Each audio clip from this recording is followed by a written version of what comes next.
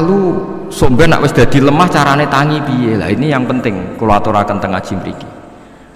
Kula sederenge ngaji nu sering akhir-akhirnya sering salat maca ayat liyahlika man halaka am bayyinati wa yahya man hayya napa am bayyina. Tugase ulama iku jelasno ayat-ayate pangeran. Sampeyan saiki tak bedheki. Sekarang sampean Anda hidup itu tahu alasannya enggak? Kenapa Anda hidup? Enggak tahu. Kenapa kita masih hidup? Enggak tahu.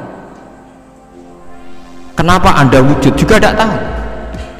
Kita pernah enggak ada, tahu-tahu ada, juga enggak tahu alasannya kenapa. Yang jelas di luar ikhtiar kita. Setelah kita katanya punya akal, ya, saya bilang lagi loh. Setelah kita katanya punya akal terus bilang kita masih hidup karena orang kelindes truk, karena enggak kena penyakit, karena jantung kita normal, paru-paru kita normal. Terus kita bilang hidup.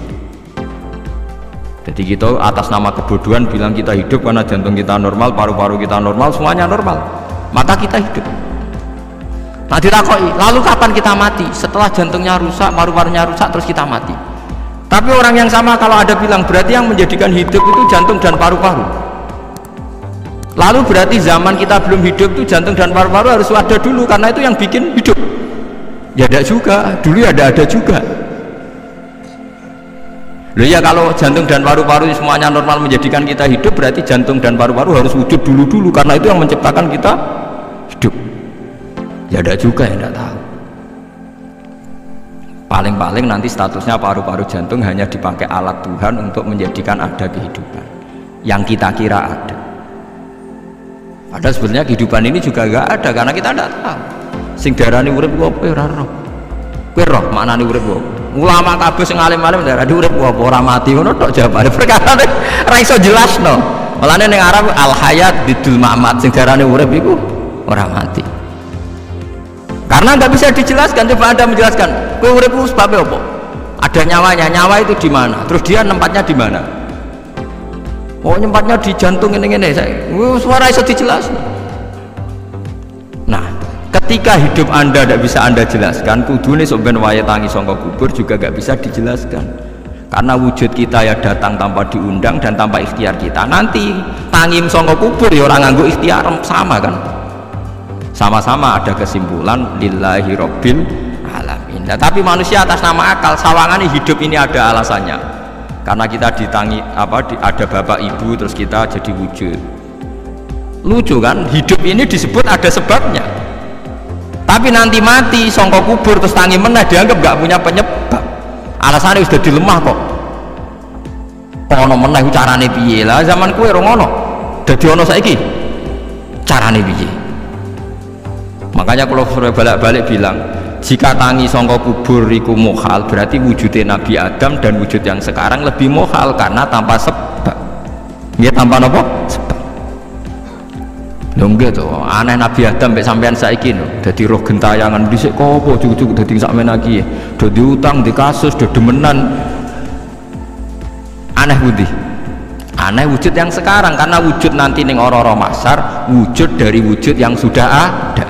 Sementara wujud kita yang sekarang dari tidak ada. Lain mulane pangeran didik napa hal ata alal insani khidum minad dahri lam yakun syai'am mazkura. Manusia itu harus ingat bahwa dia pernah tidak ada. Nah, dari tidak ada ini menjadi ada adalah ayat bahwa wujudnya dia tidak ikhtiarnya dia sendiri. Mulane setan dinyak pangeran. Karo dene kok nyembah setan, ma asyadduhum khalqas samawati wal ardi wala khalqa anfusihim. Wa ma kuntum muttakhidal mudillina aduda. Setan kok mbok dewak-dewakno piye? Apa setan melok gawe langit bumi? Ora. Apa setan gawe awake dhewe? Ora. Umpama setan gawe awake dhewe mesti dekne milah berpenampilan ganteng, gerduwe ku elek kabeh, wewe ge elek kabeh. Umpama dekne gawe awake dhewe milah dadi napa? Mulane tiyang sing pun usul nak roh setan mlebu neraka. Wah berarti setan ra hebat, mletene ngono jebule milih nggon neraka. Kudune nak hebat kan milih nggon apa? Swarga. Lho niku mun kersane pangeran nek setan dakok neraka nak wong apik dakok swarga. Lah iya trimo diatur kok botol ngono ae kan. Artinya jika Anda bilang wis kersane pangeran setan dakok neraka, berarti setan mau koyok botol koyok watu sing ditata sing duwe. Berarti setan ndak siapa? Sama dengan kita ada siapa? Lam yakun syai'am. Lah nek ora ngerti siapa-siapa terus usul inna sholati wa nusuki wa mahyaya wa mamati lillahi rabbil alamin. Dadi urip kula mati kula sedanten ikhtiar kula namung kagungane napa jenengan. La syarikalah pun mboten enten tiyang sing sinten mawon mboten enten sing ngatur niku. Terus wa bidzalika umirtu wa ana napa minal muslimin, dan dengan keyakinan niki kita diperintah. Jadi donga iftitah senajan to mboten wajib tapi itu filosofi dalam hidup. Kersane jenengan napa nggih delok dunya nu pun bar. Urip ya kersane pangeran ya mati kersane pangeran. Mula kadang nggih mikir aku nek mati bar mati jebule gak kiamat-kiamat tak kesuwen cah ngenteni atusan napa tahun misalnya. Anda tidak usah khawatir begitu. Zaman Nabi Adam nganti bapak amak wis saiki 7.000 tahun. Kok ora protes mbek pangeran? Terlambat Gusti saya menyaksikan dunia karena 7.000 tahun yang lalu. Ya saniki kan pun tahun pinten 7.000 umur dunia saniki pun pinten.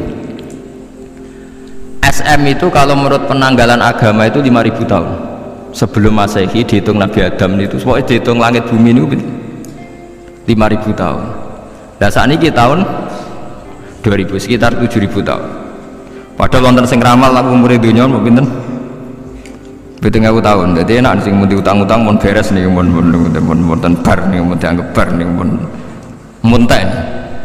Jadi ini itu. Dieling-eling kula suwun senajan to ilmu niki mun lazim diyakini tiyang Islam. Tapi sampean ulang.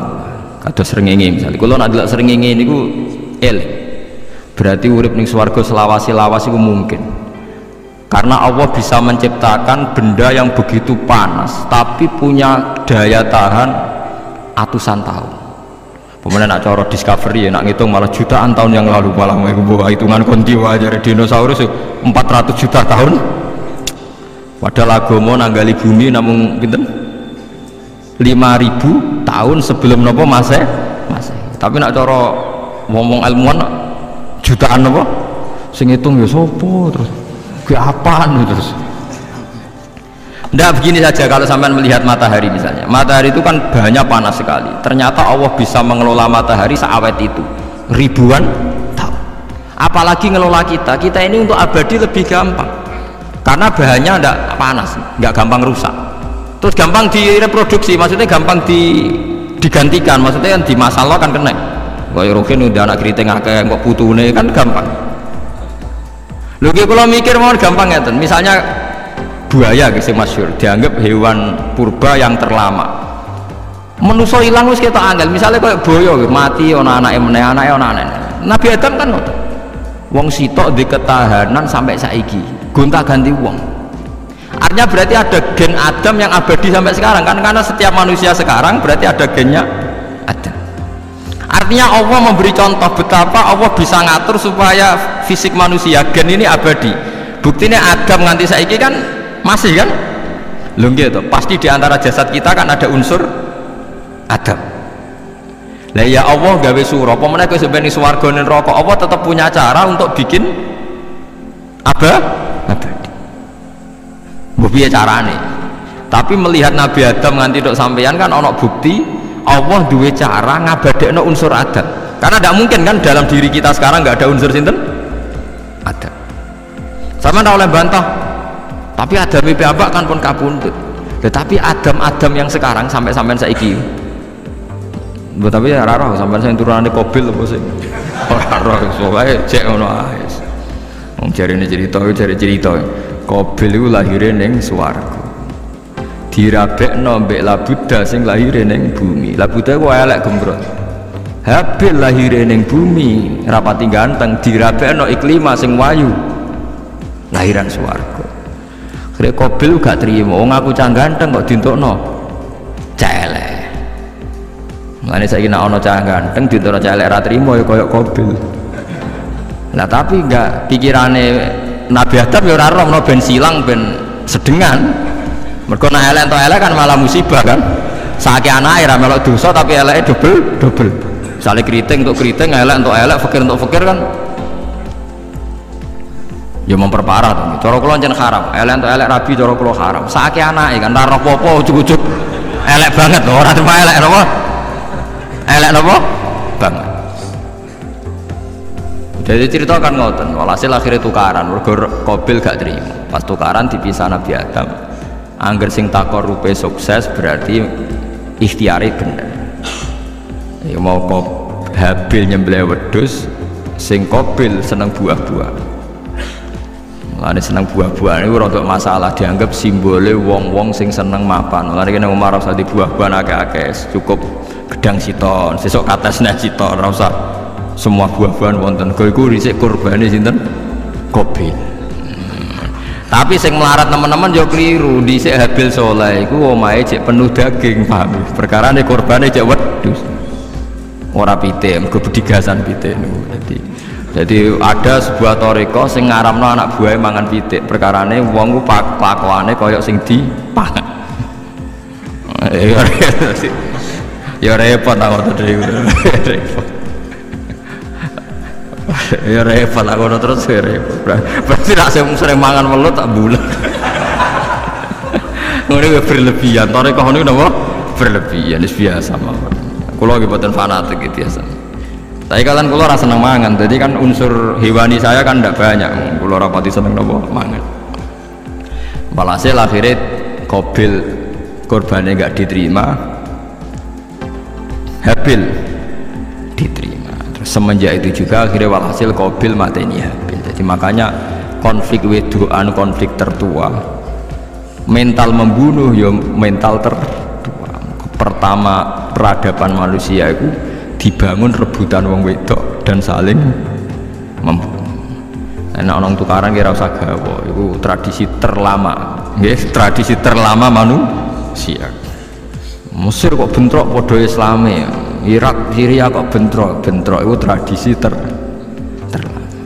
Demi wedokan diruwangi tukaran, tradisi terlama. Biasa, jadi biasa mawon urip napa biasa. Kabeh kejadian ngene iki wa inna sholati wa nusuki wa mahyaya wa mamati lillahi rabbil alamin.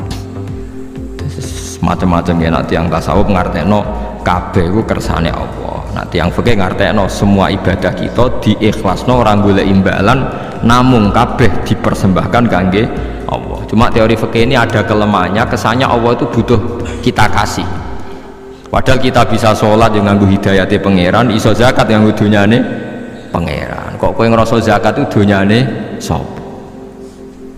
Mulane sing bener gitu teori tasawuf, kita iso sedekah ya kersane pangeran. Sing kita sedekahno nggih dunyane pangeran. Berarti lillahi. Nah, jadi lillahi ta'ala artinya nak cara tasawuf itu bahwa semua kebaikan kita ini karena Allah, karena hidayat Allah. Nah, cara fikih boten kesannya kita yang berbuat lalu kita ikhlaskan toh. Tapi pertanyaannya kan kita bisa berbuat tuh pakai fasilitas apa? Hidayahnya Allah juga kan. Nah, makanya ilmu tertinggi dianggap tasawuf, karena tasawuf ini yang benar-benar lillahi rabbil alamin. Tapi fikih juga baik karena uang kan seneng GR tuh, namanya aku alhamdulillah berzakat. Muni aku alhamdulillah berzakat itu kan ya jelas. Muni aku ngrasa dekne pelakune, muni alhamdulillah kersane Allah itu ya bahasa paling gak jelas.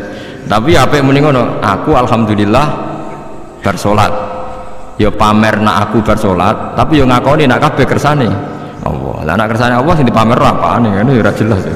Ya tapi itu apik. Muni apa? Aku alhamdulillah bersolat itu ya bahasa gak jelas. Ya gak jelas juga bahasa itu, tapi ben